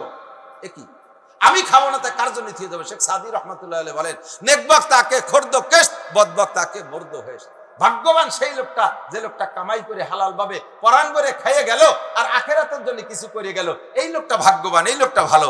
আর বদবক তাকে মর্দ হয়েছে আর কপাল মুড়া সে জীবন ভরে গামছা মুড়াই দিয়ে কাঁচা দিয়ে কামাই করিয়ে গার রক্ত পানি করে ইনকাম করিয়ে সব থিয়ে চলে গেল, খাইয়েও গেল না পরাণ ভরে, আখেরাতের জন্য কিছু করে গেল না। দামি একটা লুঙ্গি ভরবে না, জীবন ভরে 250 টাকা দামের লুঙ্গি, 2 দোয়া দেওয়ার পরে তার মার মোড় কাটিয়ে যায়, নামাজে মসজিদে দাঁড়ালি পরে সামনের মুসলের পিছন দিয়ে তাকালি ওনার আবুলাকে সব দেখা যায় এক্সিডেন্ট মতো। কথা কন? অথচ সে 2000 টাকা দামের লুঙ্গি কিনে ভরতে পারে, ভালো একটা মাছ খাবে না, ভালো একটা জামা পরবে না, ভালো একটা লুঙ্গি কিনে পরবে না, ভালো একটা শাল কিনে গায়ে দেবে না, ভালো একটা বেড বিছানা কিনে তার পাশে হবে না। সেই পুরো নিয়ে আদিকালে খেতা তার কোনার মধ্যে উড়োস আর সার পোকা রাতভর কামলা তিতালে থাকে, একটা মশারি বানাবে না, মশারি বানাইছে তা বছর মধ্যে ধোবে না, ছাগলের মুতির গন্ধ তার। ল্যাবের টাকা আয় দেশে সেই আদিকালিয়া শিমুল তুলোর ল্যাব মেঘের মতো জায়গায় জায়গায় ফাঁকা হয়ে গেছে, জায়গায় জায়গায় শুয়া, তার মধ্যে ডুব দিয়ে শুয়ে দেয়, নিঃশেষ বাইরে দেয়, তলেতে নিঃশেষ উপরে উঠে যায়। তো টাকা দিয়ে কি করবা? টাকা দিয়ে কি করবা? পরাণ ভরে খাবেন, পরাণ ভরে খাবেন, তৌফিক হলে ভালো গাড়ি কিনবেন, মোটরসাইকেল কিনবেন, দামি গাড়ি কিনবেন, টাকা দিয়ে কি করবেন? আপনি ব্যবহার করে যাবেন না, থুয়ে চলে যাবেন, যারা যাদের জন্য রেখে চলে যাচ্ছেন মায়া করে, কয়েকদিন আপনি মরার পরে হয়তো বেশি 4 দিন মিলাদ একটা দ্বিতীয়বারে, আর আমরা তো মিলাদ খেয়ে ফেলাইছি করে, এখন মিলাদ কপালে তো উঠে গেছে, তাও পাবেন না। শেষ হয়ে যাইয়া ছাই বৃষ্টি আইসে কামলা কামড়ি করবে আর আপনার কবরের উপরে বাড়ি দিতে আপনার নামে কিচ্ছু দেবে না। নেকবক তাকে ক্ষুদ্রকে, ঠিক আছে? তো আমি কি বুঝতে পারছি? আমি মিথ্যে কথা কইছি নাকি? মিথ্যে কথা কইছি? খুঁজে দেখেন এই প্রমাণ আছে না নাই? এরকম ছোট ছোট মানুষ আছে না, কিচ্ছু খাই না, আস্তাগফিরুল্লাহ, পরাণ ভরে খাবেন। আমার যখন ছিল না তখন খাই নেই, যখন পড়ি নেই, পারি নেই, ছাত্র বয়সে অত্যন্ত করেছি। চেয়ারম্যান জানে, চেয়ারম্যানের বনাই বাড়ি ফুকরো মান্নু চেয়ারম্যান, আমি শেষ সময় চেয়ারম্যানের বাড়ি লজিং থাকি। বহুদিন আমি এরকম গেছে যে সাবানের অভাবে কাপড়টা ধুয়ে মসজিদে যায়, একটা জামা, অনলি একটা জামা, একটা লুঙ্গি ভালো আর একটা লুঙ্গি ছেঁড়া, একখান গামছা, একটা গেঞ্জি, এই পরে লেখাপড়া করছে, ক্লাসে ফার্স্ট ছিলাম। অভাবের কারণে পড়ালেখা নষ্ট করে দিই, প্রচন্ড অভাব অতিক্রম করে আসছি। বহুরা কেরোসিন তেলের অভাবে আরেক বাড়ি যখন লজিং থাকছি, কেরোসিন তেল ওনাদের বাড়ি লজিং থাকার চেয়ারম্যান দেলোয়ার ভাইয়ের বোন আমাকে কেরোসিন তেল দিতেন ফেরি কেনে, সে সময় তো কেরোসিন তেল কারেন্ট ছিল না। অন্য জায়গায় লজিং গেছি, সেখান থেকে কেরোসিন তেল দেয় না। বহু চাঁদনি রাত দেখে দেখে রাতের বেলা চোখের পাওয়ার ভালো ছিল, রাত্রে কিতাব, চাঁদনি রাত্রে বাইরে বসে পড়ছে, ফেরিকেন জ্বালাই নিজে তেল নেই। এই অভাব চলে গেছে। ছাত্র ভাইদের পুরন স্যান্ডেল ফেলাই দিয়েছে পঞ্চ, তাতে সেলাইনির পাইপের ফিটে দিয়ে পাই দিছে। অভাব যখন ছিল পাই নেই ব্যবহার করে। যখন আল্লাহ তৌফিক দিছে, এমনি সাজগোজ পছন্দ হয় না, ওই যে অতিরিক্ত সাজ, ওইটা আমার ভালো লাগে না। পোশাকের ভিতরে যে একটু যথাসাধ্য দামি, যথাসাধ্য আরামদায়ক, এগুলো ব্যবহার করি। লুঙ্গিটা দামি করি, জামাটা পাতলা কাপড়ের করি, এটা দামি কাপড়, গাড়ি আল্লাহ পাক দিছে দামি গাড়ি, সবকিছুতে দেশে যখন বাজারে যাব, আমার কাছে পকেটে থাকতে আমার সাথে ভালো মাছ কেন কিনবে, আরেকজন কিনতে পারবে, ভালোটা আমি কিনবো। আসেন আমার সাথে গোপালপুর বাজারে যাবেন, ইনশাআল্লাহ দেখবেন জাইলিরা আপনাকে চাইতে আমারে ডাক দেবে আগে। আমি দামাদামি কয় টাকা দে উঠে দিই, পরাণ বেড়ে খাবো, আমার টাকা দিয়ে সেও খুশি থাকবে, আমিও খাবো। খাবো না কেন খাবো না? কার জন্য দিয়ে যাবো? হযরত উসমান রাদিয়াল্লাহু আনহু যখন খাইতে বসতেন 20 প্রকারের তরকারি নিয়ে বসতেন, 20 প্রকার। তো এক সাহাবা বলছে যে হুজুর, আবু বকর তো এরকম খাতো না, ওমর তো এরকম খাতো না, আপনি এত খান কেন? কয় যে খাইতো না, সে না খাইয়ে চলে গেছে, তাকে ছেলে না খাইনি, আমি খাবো না, তাই খাবে কিনা? দুনিয়ায় যত মখলুক আছে যারা খায়, যত প্রাণী আছে, মানুষ সহ সমস্ত মখলুকের জন্য খাদ্য বরাদ্দ হয় আসমান থেকে। কোত্থেকে?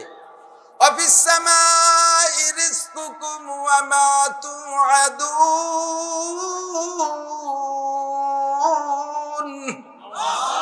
আসমান থেকে তোমাদের জন্য রুজি আসে। কোত্থেকে? ওসিলা কিডা? কার নামে বরাদ্দ হয়? সমস্ত মুমিনরা, ইমানদাররা, ইমানদারের নামে বরাদ্দ হয়। ইমানদারের নামে, আপনাদের নামে বরাদ্দ। খাইয়ে যায় ডোনাল্ড ট্রাম্প, খাইয়ে যায় নেতানিয়াহু, খাইয়ে যায় নরেন্দ্র মোদী, খাইয়ে যায় ওয়াং সাং সুচি, খাইয়ে যায় চাইনালারা, খাইয়ে যায় হিন্দু বুদ্ধ খ্রিস্টানরা। বরাদ্দ আমাদের নামে, আমরা খাবো না, আমাদের নামে বরাদ্দ ওরা খাবে, এটা হতেই পারে না। কথা বলেন ঠিক না? আমি বরান করে খাই, তাকলি খাবে না, তাকলি করে যা খুশি করি। 500 বরযাত্রী যান, 500 বিয়েতে বরযাত্রী যান, 500 লোকের জন্য যে খানা অ্যারেঞ্জ হয়েছে, এটা ওসিলা কেডা? বর। ওসিলা কেডা? আমাকে ওই জায়গার এক বিয়েতে সবাই বরযাত্রীরা সাইজে গুজে রেডি হয়েছে, বর কাশি বগলিরে ডাঙ্গায় যায়।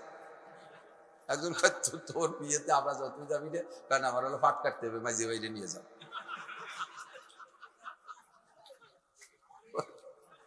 ওর পাট কাটতে হবে, ও বিয়েতে নিজের বিয়েতে যাবে না মাঝে ভাই। মাঝে ভাই কেন, মাঝে ভাই বাপ দাদারে নিলে ওকে মাইয়ে দেবে, আর এই 500 গেট দিয়ে ঢুকতে দেবে, কাটি দেবে, ওই কাশিওয়ালার জাতি হবে, ঠিক না? এই একটা গরু জবই দিয়ে 500 মানুষজনের রান্না করছে, বর তো ছিলা, তো বর যদি কাশিয়াতিরে ডাঙ্গায় যায়, আর কেউ কি ঢুকতে দেবে? দুনিয়ায় যত বরাদ্দ আছে সব আপনারা মুসলমানরা বর, বলেন না আলহামদুলিল্লাহ। মোমেনরা বর, আপনাদের নামে বরাদ্দ। আর আমার হযরত উসমান বলেন বরাদ্দ আমাদের নামে, আর খাবে কারুন, হামান, ফিরাউন, সাদ্দাদ, নমরুদ, আবু জাহেল, আবু লাহাব, উতবা, সাইবা, ওলীদ ইবনে মুগীরা, দুনিয়ার কাফেররা খাবে, আর আমি খাবো না।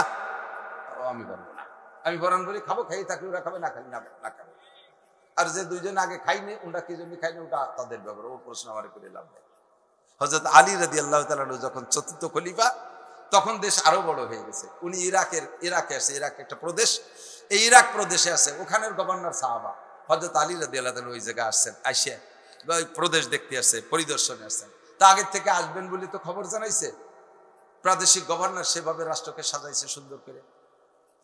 যখন হযরত আলী গেছে, আলীর সাথে 10-20 খান গাড়ি যায়নি, আমাকে নেতারা একটু বাবা একটু কোনো মতে পতাকা বানিয়ে সংসদে ঢুকতে পারলে এই তরুণের ঠেলায় রাস্তা গুলা হয়ে যায়, অমুক তরুণ তমুক তরুণ, তরুণ তরুণ তরুণ তরুণ হয়ে গেছে। আল্লাহ 40 খান গাড়ি, আগে 20 খান, ফাঁসে 20 খান, মাঝখানে খান তিনিকে এক কালারের, ওর কোনখানের ভিতরে পলাই রয়েছে নেতা তা টেরও পাওয়া যায় না। সামনে দিয়ে পুলিশ ওই পলাপলি খেলতে খেলতে কু কু কু কু করতে করতে আসে, ঠিক না? ছোটবেলায় আমরা পলাবলি খেলতাম, মনে আছে নাকি? লুকোচুরি পলাবলি। এর বেশি বেকায়দা জায়গায় যে পলাইছে তারা তালাশ করে পাচ্ছে না, সে কি কথা, কুক না দিলি খেলবো না, মনে আছে? নেতারা বাড়ি আছে, কুক না দিলি খেলবো না, এই কুক করতে করতে আসে। হযরত আলী গেছে একজন খাদেম সাথে রেডি, একটা ব্যাগের মধ্যে কটা রুটি, দুটি একটা লুঙ্গি বুঙ্গি, এইগুলো নিয়ে গেছে। একজন প্রেসিডেন্ট, যার রাষ্ট্রের আয়তন তখন প্রায় 3 কোটি বর্গ মাইল হয়ে গেছে, এত বড় দেশের রাজা সে। তো ওই প্রাদেশিক গভর্নর যিনি, তিনি তো প্রেসিডেন্ট আসতেছে, আলাদা একটা সম্মান না, সে সেভাবে অনার টনার করার জন্য প্রস্তুতি নিয়েছে, সেইভাবে রাজকীয় অবস্থা। উনি গেছে ওইরকম খয়রাতি অবস্থা, আমার মতো গামছা কান গাড়ি দিয়ে চলে গেছে। এখন যাওয়ার পরে অফিস টফিস দেখতেছে, গভর্নর সাহাবী বলতেছেন হযরত কি খাবারের ইন্তজাম করতে পারি? খাবার কি খাবার? ইরাকে তো অনেক আগের থেকে সভ্য দেশ, ইরাক অনেক আগের থেকে, ইরাক অনেক আগের থেকে সভ্য, তো খুব সুন্দর মনোরম দেশ, তো কি খাবেন? এখানে সব খানা আছে। তো হযরত আলী বললেন তোমার আমার খাবার নিয়ে কোনো টেনশন করা লাগবে না, খাবার আমি সাথেই নিয়ে আসছি, তুমি আমার সাথে খাইও, তুমি আমার সাথে খাইও। তখন যখন নিষেধ করছে, তখন তার আগবাড়ি কিছু করা যায় না, আরো খাওয়ারও দাওয়াত দিয়েছে। মনে মনে তো খুশি যে আজকে মদিনার থেকে প্রেসিডেন্ট কি কি যেন নিয়ে আসছে, তাই একসাথে খাবো। ঘুরতে ঘুরতে দুপুর হয়ে গেছে, জোহরের নামাজ পড়িয়া একটা রুমই চলো, একটা রুমের মধ্যে গেছে, দরজা বন্ধ করে দেয়, 2-3 থাল আনো, 2-3 থাল আনছে, প্লেট আনছে, পানি আনছে, দরজা বন্ধ করে দিয়ে দস্তারখান বিছিয়ে 3 প্লেটের ভিতরে খাদেম রে কইছে 2 খানের রুটি নামাও, 2 খান রুটি নামাইয়ে থালের মধ্যে দিয়ে প্লেটের মধ্যে দিয়ে পানি ঢেলে দাও। শূন্য রুটি তো অত সাবানো করা যাবে না, শূন্য রুটির মধ্যে পানি ঢেলে দিয়েছে, ভিজে ফুলে মুঠা হয়েছে, 4 সাইডে নরম খেজুর ছাড়িয়ে দিয়েছে, খেজুর দিয়ে কসলাইয়ে পানি টুকরে মিঠে বানাও, আর এই রুটি দিয়ে খাও। গভর্নর এই খাবার দিয়ে ভয়তে থরথরায় কাঁপতেছে, আল্লাহ কোন পরীক্ষা নিচ্ছে, কোন বিপদের মধ্যে ফেলাই দেয় তা আল্লাহই ভালো জানে। রাজা বাদশাদের কৌশল তো ভিন্ন। আর আলী রাদিয়াল্লাহু তাআলা আকদাহুম আলী, বিচার বুদ্ধিতে হযরত আলী ছিলেন সাহাবাদের ভিতরে সবচাইতে শ্রেষ্ঠ। আবু বকর ওমরের চাইতে বিচার বুদ্ধিতে আলীকে আল্লাহ তাআলা বেশি দিয়েছিলেন। কোন কৌশল খাটাইয়া কোন বিপদে ফেলায় আজকে মনে গভর্নরই ছুটে যায়, কাঁপতিছে, আর রুটি হাতেতে পড়িয়ে যা ভাব খাচ্ছে, আর ওই ভয়তে কাজু বুঝুর বুঝুন কি এই হয়নি কি কন দিদি, আপনি আইছেন, আপনি একটু আগের থেকে কবেন, এই শূন্য রুটি আমরা খালাম না, আপনি কি করে, আর আমার দেশে আইছেন, মানে কি কবে টের পাচ্ছে না, জড়াই গড়াই যাচ্ছে। হযরত আলী বলতেছেন লা তাহজান ওয়ালা তাখাফ, টেনশন করো না, ভয় পেও না, আমি তো নিষেধ করছি, তোমার কি চিন্তা, তুমি তো আমার প্রস্তাব দিয়েছো, আমি এই রুটি তুমি খাও, আমি যে রুটি আনছি খাও, দেখো এর ভিতরে একটা ভিন্ন ঘ্রাণ পাবা। এই রুটি মদিনার আটায় দিয়ে বানাইছি, এই রুটি মদিনার আটায় দিয়ে বানাইছি, মদিনার পানিতে সেনছি, মদিনার আগুনে এই রুটি সেকছি, মদিনার রোদ্রে শুকাইছি, যেই মদিনার ভিতরে বিশ্বনবী মুহাম্মদ রাসূলুল্লাহ সাল্লাল্লাহু আলাইহি ওয়াসাল্লাম ঘুমিয়ে আছেন, এর আটার মধ্যে মদিনাওয়ালার ঘ্রাণ, পানির মধ্যে মদিনাওয়ালার ঘ্রাণ, এর সব কিছুর মধ্যে মদিনাওয়ালার ঘ্রাণ। তোমার ইরাকের কোনো খাবারের ভিতরে মদিনাওয়ালার ঘ্রাণ নাই। তুমি এই রুটি খাইলে 40 দিন পর্যন্ত ইবাদতে আলাদা রকম স্বাদ তুমি অনুভব করতে পারবে। আর গুলের রঙ বইয়ে দেখা রাস, প্রত্যেক ফুলের রঙ ও ঘ্রাণ আলাদা, ঠিক কিনা? এক এক ফুলের এক এক রঙ, এক এক ঘ্রাণ।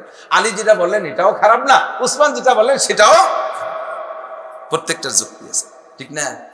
তো সব মিলে আমরা ওই আলী আর উসমানের মতো, আর আবু বকর, আলী, উমরের মতো ওইরকম ইমানদার দুনিয়ায় আসে নাই আর আসবে না। কাজেই আমরা ওইভাবে জুহুদ আর তাকওয়া অবলম্বন করতে, কি বলা হয়, ওইভাবে জুহুদ মানে দুনিয়া ত্যাগী হয়ে আমরা পারবো না, আমরা পারবো না। আমরা দোয়া করবো, রব্বানা আতিনা ফিদ দুনিয়া হাসানা ওয়া ফিল আখিরাতি হাসানা। দুনিয়াও শান্তি চাই, আখিরাতেও শান্তি চাই। চান তো? আল্লাহ পাক বলেন শান্তি যদি পাইতে চাও দুইটা মার্কায় ভোট দাও। মনে হচ্ছেন রাজনীতি হবে? দুইটা মার্কায়, কয়টা? নৌকা, ধানের শীষ, দুইটা একসাথে দিলে হবে নাকি? তাহলে কি লাঙ্গল দাড়িওয়ালা, রিক্সা, ট্রাক, দেওয়ালগড়ি, বট গাছ, এসব মার্কা না। কোরআন আর হাদিস মার্কা দুইটা কি? কোরআন হাদিসে দিলে ভোট। গোপালগঞ্জের মানুষ তো ভয় পাচ্ছে, সব ভয় শেষ। দুইটা মার্কায় দিলে ভোট।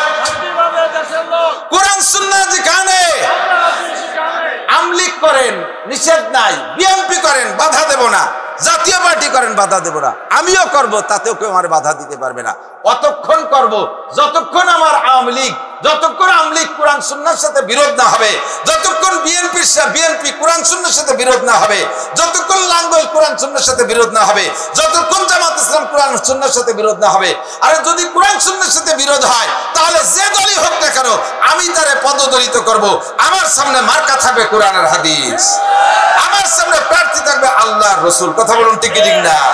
যদি ধর্মীয় নেতা অন্যায় করে তাহলে আমি তার সমর্থনে নাই। আমার নেতা কোরআন হাদিস সামনে নিয়ে যাইয়া দুটো ভোটের জন্য যেখানে সেখানে ঢুকে পড়বে, যাত্রার সামনে যাইয়া নত হবে, দুটো ভোটের জন্য আকাম করবে, আর তার নামের ইসলামের উপরে আমি তার পিছনে পিছনে দৌড়বো, আমাকে এই অনুমতি আল্লাহ দেয় নাই। কথা কন, এই অনুমতি আল্লাহ আমাকে দেয় নাই। খুব সাবধান। লা তাআতা লিমাখলুকিন ফি মাসিয়াতিল খালিক।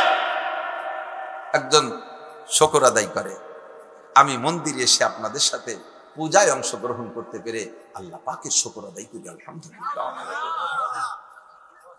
ভয় লাগে যে সে না আর এক জায়গায় যে কলো আমি আপনাদের সাথে মদের আড্ডায় এসে এক চুমুক মদ খেতে পেরে শুকর আদায় করি, কি সাবধান, নোটার বা টুস্কুত হবে না। আমি যতক্ষণ পর্যন্ত আমার রাজনীতি কোরআন সুন্নাহর সাথে সাংঘর্ষিক না হবে অতক্ষণ আমি তার দল করব। জামাত ইসলাম আসুক তারে চয়েস করি, চরমুনায় আসুক তারে চয়েস করি, আওয়ামী লীগও যদি হয় তারে চয়েস করি। যখনই এর বিরোধিতা কেউ করবে আমি তার সাথে একমত হতে পারবো। কথা বলেন ঠিক ঠিক না? মার্কা আমার দুইটা, আমাকে নবী শিখে দিয়ে গেছে, লান তাদিল্লু মা তামাসসাকতুম বিহিমা কিতাবাল্লাহি ওয়া সুন্নতি। অতক্ষণ পর্যন্ত পথভ্রষ্ট হবে না যতক্ষণ কোরআন আর আমার সুন্নাতকে সামনে রাখবা।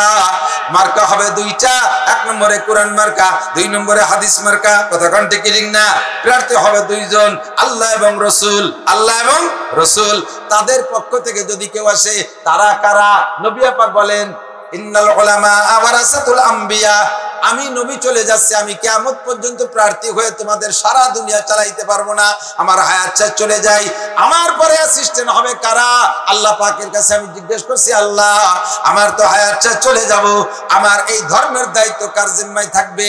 আল্লাহ পাক বললেন কোরআন শরীফ পড়ে দেখো, যাদের সম্পর্কে আমি সার্টিফাই দিয়েছি তাদেরকে তুমি দায়িত্ব দাও। কোরআন শরীফের কোন আয়াত পড়বো? আল্লাহ বললেন তুমি বলো ইন্নাল, কি বলে, ইন্নামা ইয়াখশাল্লাহা মিন ইবাদিহিল উলামা। একমাত্র আল্লাহকে ভয় করে, ভয় করার মতো আর তোমার উম্মতের ভিতরে উলামায়ে কেরাম। আর যারা আল্লাহকে বেশি ভয় করে, তুমি নবীর অ্যাসিস্ট্যান্ট তারা হবে। কথা বলেন ঠিক কি না? নবীদের ভিতরে আল্লাহর ভয় যেমন ছিল, সেই রকম ভয় আর মানুষ আসবে না। কাজেই পরবর্তীতে যাদের ভিতরে ভয় বেশি তাদেরকে তুমি অ্যাসিস্ট্যান্ট বানাও। তারা কারা? ইন্নাল উলামা ওয়ারাসাতুল আম্বিয়া। নবী পাক বললেন অ্যাসিস্ট্যান্ট নবী হবে উলামায়ে কেরাম। তোমরা উলামায়ে কেরামের শরণাপন্ন হও, আমি চলে যাচ্ছি, তারা তোমাদের কাছে যাইবে। এই কথাগুলো তারা বলবে, তাদের কথাগুলো মেনে চলবা, তাহলে কখনো পথভ্রষ্ট হবে না। যতক্ষণ পর্যন্ত উলামায়ে কেরাম কথা, খেয়াল করেন, যতক্ষণ পর্যন্ত উলামায়ে কেরাম কথায় আর কাজে মিল থাকে, অতক্ষণ পর্যন্ত তার অনুসরণ। ঠিক কিনা? আমি উল্টো পাল্টা বলবো, কালকে থেকে আর ডাকবেন না আমাকে, বলে দিয়ে গেলাম। যখনই আমার কথায় কাজে গড়মিল পাবেন ডাকবেন না। আমার ওয়াজ শুনে আপনাকে লাভও নাই। আমি ওয়াজ করতে গেলে আপনাদের ভিতরে কেমন করেন, ও হুজুর কি কইয়ে গেলি আর করলে কি, এই নাকি তুমি হুজুর আর এত বাহা কথা কও, আপনারা কবেন না? এই জন্য সব নবী রাসূলকে আল্লাহ তাআলা সব দিক দিয়ে পুত পবিত্র রাখছে, যাতে এইরকম ক্রিটিসাইজ কেউ করতে না পারে। কোন নবী কাফের মুশরিকরা তো আজীবন করবে, কিন্তু কোন মুমিন মুসলমান আমার নবীর গায়ে একটা ফুলের টোকা মারারও সুযোগ পায় না। কথা কোনটি কি না? খুব সাবধান, খুব সতর্ক। নবী আল্লাহ পাক বলেন শান্তি যদি পাইতে চাও সংবিধান দুইটা, একটু কোন কয়টা? মূলনীতি দুইটা, ঈমান আর তাকওয়া। ঈমান আর তাকওয়া, বলেন ঈমান আর তাকওয়া। আল্লাহ পাক বলেন ওয়ালাউ আন্না আহলাল কুরা আমানু ওয়াত্তাকাও, যদি দেশবাসী ঈমানদার হয় আর মুত্তাকিন হয়, যদি দেশবাসী ঈমানদার হয় আর মুত্তাকিন হয়, অর্থাৎ আল্লাহকে বিশ্বাস করে আর আল্লাহ, আরে আমার দিকে তাকান, যদি আল্লাহকে বিশ্বাস করেন আর আল্লাহকে ভয় পান। আল্লাহ আছে, জ্বর হলো না, সত্যি আছে, বুড়ো হয়ে গেছে, দুর্বল হয়ে গেছে, চোখে কম দেয়, আল্লাহর ফান্ড খালি হয়ে গেছে। হ্যাঁ, আল্লাহ যেমন আল্লাহ সেরকমই আছে না নাই? আল্লাহ মারা যাবে আগামী বছর, 200 বছর পরে। ইউহয়ী ওয়া ইউমীত ওয়া হুয়া লা ইয়ামুত, সে বাঁচায় আর মারে, কিন্তু সে মরে না। কথা কোন ঠিক ঠিক না? আমার আল্লাহ আছে, এই কথার বিশ্বাস। 2 নম্বরে আল্লাহকে ভয় পান। কেন ভয় পাবেন? আল্লাহ নিজে হাতে লাঠি ধরে পিটাই না।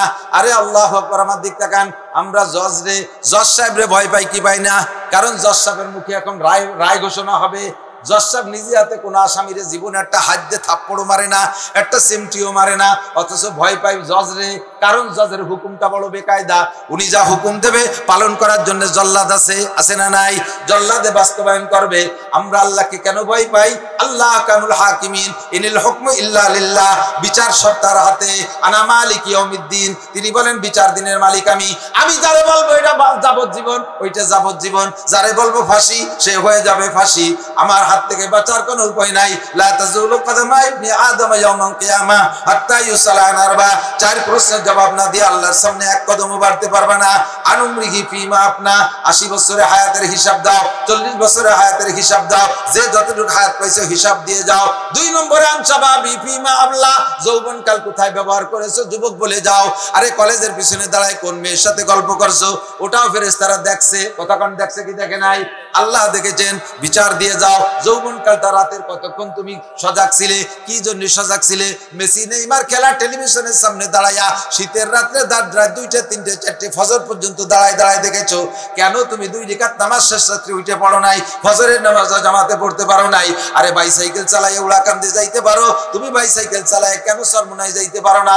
বাইসাইকেল চালায় রবি ঠাকুরের মাজার দেখতে যাও, কেন বাইসাইকেল চালায় তুমি টঙ্গীর ইস্তেমায় যাও নাই? ও যুবক, এত আকাম করেছো যৌবনকালে, ভালো কাজ কয়টা করেছো একটু বলে যাও। রাত্রে কোরআন কিতাব নিয়ে পড়তে বসতে তোমার চোখে ঘুম আসে, আর হাতে করে নিয়ে রাতের পর রাত 12টা 1টা 2টা পর্যন্ত ফেসবুক আর ইউটিউব দেখো।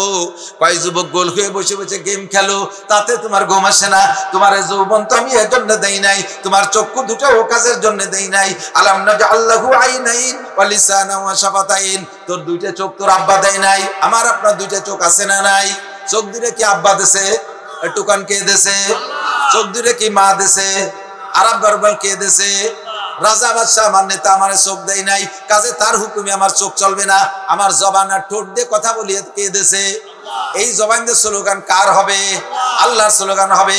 নেতা আমাকে জবান দেয় নাই, ঠোঁট জিহ্বা দেয় নাই, আমি তার পিছনে মিথ্যা স্লোগান দিতে পারবো না। হ্যাঁ, স্লোগান বোতল ভাইকে দিলে ভোট, শান্তি পাবে দেশের লোক। বহু বোতল বাইরে দিয়ে দেখছি ভোট, সে বোতল বাইরেই অশান্তিতে বিভিন্ন জায়গা লুকাই ফেলায় থাকে বিভিন্ন সময়। তো কথা বল ঠিক না? যেই বোতল ভাইয়ের পিছনে নাচছি সেই বোতল ভাইয়েরই তো খবর নাই। তারে আমি ভোট দিলে শান্তি পাবো, তার নিজেরই তো শান্তি নাই, তারে ভোট দিলে শান্তি পাবো কোথায়? কথা বল না? কাজে দুনিয়ার কোন মানুষের স্লোগান দেওয়ার জন্য আল্লাহ আমার জবান দেয় নাই। আমি বলবো দুইটা মার্কায় দিলে ভোট শান্তি পাবে দেশের লোক, কোরআন মার্কায় দিলে ভোট শান্তি পাবে দেশের লোক, হাদিস মার্কায় দিলে ভোট শান্তি পাবে দেশের লোক, ইমানদার হইলে মানুষ শান্তি পাবে দেশের লোক, আর পরহেজগার হইলে মানুষ শান্তি পাবে দেশের লোক। কথা কন? চ্যালেঞ্জ করে বলে গেলাম, চ্যালেঞ্জ দিয়ে বলে গেলাম, ডক্টর ইউনূস সাহেব বর্তমান তো ক্ষমতায়, আগের সরকারও কয়ে বুঝতে পারি নাই, আর সামনে যারা আসবে তারা আমাদের এই কথাগুলো খাবে না। নির্বাচনের পরে বোঝা যাবে কিরা কট্টু কি হচ্ছে, কারা আসবে তা আল্লাহই ভালো জানে। এইবার যে কি একটা খেলা শুরু হয়ে গেছে বুঝতে পারতেছি। অন্যবার একটা ভাব হয় যে আমরা মনে হয় এবার কারা হবে তাই টের পাচ্ছে না, নির্বাচনের পরে বোঝা যাবে। তো আপাতত যারা আছে তাদের কাছে বলি, যদি খবর পৌঁছানো যায় পৌঁছাই দিয়েন, মিডিয়ার কাছ থেকে শুনিয়েন। আপনারা শান্তি পাইতে হলে মাত্র 40 দিনের একটা চিল্লা দিয়েন বাংলাদেশের মুসলমানদের। 40 দিনের এক চিল্লা, কয়দিন? 40 দিনের একটা চিল্লা, চিল্লা দিতে চিল্লা সবাই রেদে চিল্লা দিয়ে দিয়ে, মহিলা পুরুষ সবাই রেদে চিল্লা দিতে হবে। চিল্লা মানে বাড়ির বাড়ি যা লাগবে না, যার যার অবস্থানে থেকে চিল্লা। 40 দিনকে বলে আরবিতে ফার্সিতে চেহেল মানে 40, সেখান থেকে চেহেল্লা তার মানে 40। 40 দিনের একটা কোর্স। 40 দিনের কোর্সের ভিতরে থাকবে কি? 1 নম্বরে সাবালেগ মুসলমান নারী আর পুরুষ একটাও বেনামাজি থাকতে পারবে না। সবাই রেদে নামাজটা পড়ান, বাধ্যতামূলক ফোর্স পাঠাইয়া, গোয়েন্দা পাঠাইয়া তদন্ত নেন, ভিতরে পুলিশ পাঠাই দেন, ডিবি পাঠাই দেন, কে নামাজ না পড়ে কোন যুবক শুয়ে রয়েছে, কোন যুবক ফজরের সময় ঘুম থেকে ওঠে নাই, কোন যুবতী ওঠে নাই, এগুলো খবর নেন। 40 দিন নামাজ পড়ান বাংলাদেশের সমস্ত মুসলমানদেরকে। 2 নম্বরে যত পার্ক আছে আর বিনোদন কেন্দ্র আছে আর যত সমুদ্র সৈকত আছে, পার্ক আছে, যেখানে যেখানে যে পর্যটন কেন্দ্র, এই জায়গায় যত জোড়া জোড়া বসে রয়েছে জোড়াগুলোকে ভেঙে দেন বাড়ো। 2-2 বসে বসে সুরো ফাতেহা মস্ক করতেছে।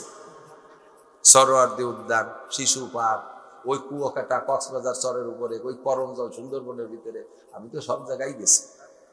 ঢাকার ভিতরে কত আছে, আরো কত জায়গা আছে, আমাকে নিরিবিলি আছে, ওই পাশে পানিপাড়া আছে, রমনা পার্ক আছে, কত জায়গা আছে, জাফলং আছে, সব জায়গা আমি আল্লাহ বিধি পয়সা আমার ঘুরে, আর ও জায়গা নিয়ে আমার পকেট ভরে টাকা দেয়, তোমরা তো পয়সা খরচ করে যাও, দেখি আইছি ও জায়গা কি আছে। 2-2 বসে বসে আল্লাহ বিল্লি হচ্ছে। ওই পার্টিরে বাড়ইয়ে ফাঁসার সামলা শুরু করে দিতে, দাবলাইয়ে ঘরে ঢুকন। 2 কাজ। 3 নম্বর কাজ হলো হাট বাজার এই মহিলারা যেভাবে বিচরণ করতেছে এটা বন্ধ করতে হবে। শতভাগ পর্দা।